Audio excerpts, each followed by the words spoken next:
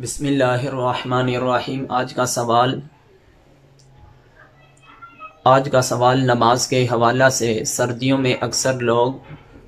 سردی سے بچنے کے لیے اپنے جسم پر چادر اوڑھ کے رکھتے ہیں اور نماز ادا کرتے ہیں، اور نماز پڑھتے ہوئے کچھ ایسے اشخاص نظر آتے ہیں کہ دوران نماز چادر میں اس طرح لپٹے ہوتے ہیں کہ ان کا منہ اور ناک بھی چھپ جاتا ہے۔ اسی طرح کچھ لوگ بغیر کسی عذر کے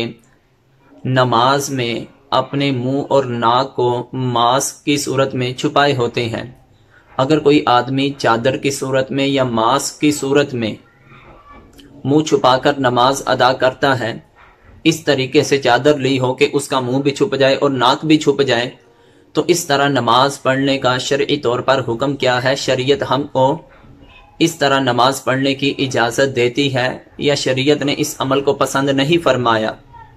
شرعی طور پر ضابطہ یہ ہے کہ جب انسان نماز ادا کرے، اپنے رب کی بارگاہ میں کھڑا ہو، تو اس وقت اسے اپنا منہ اور ناک نہیں چھپانا چاہیے، کیونکہ وہ انسان اپنے رب سے ہم کلام ہو رہا ہے۔ اگر کوئی انسان بغیر کسی وجہ کے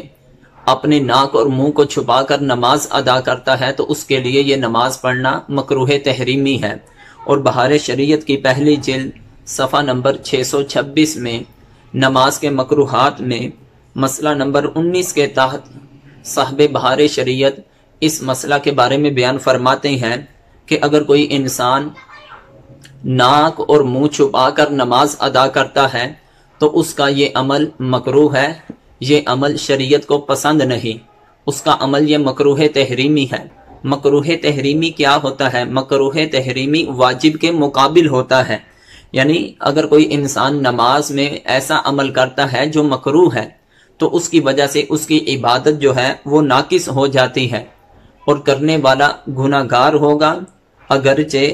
اس کا گناہ حرام سے کم ہے، لیکن اگر وہ چند مرتبہ کرے گا تو یہ کبیرہ گناہ کے زمرہ میں شامل ہو جائے گا۔ اس لیے جب ہم نماز پڑھیں تو ہمیں چاہیے، چاہے سردی ہو یا گرمی ہو،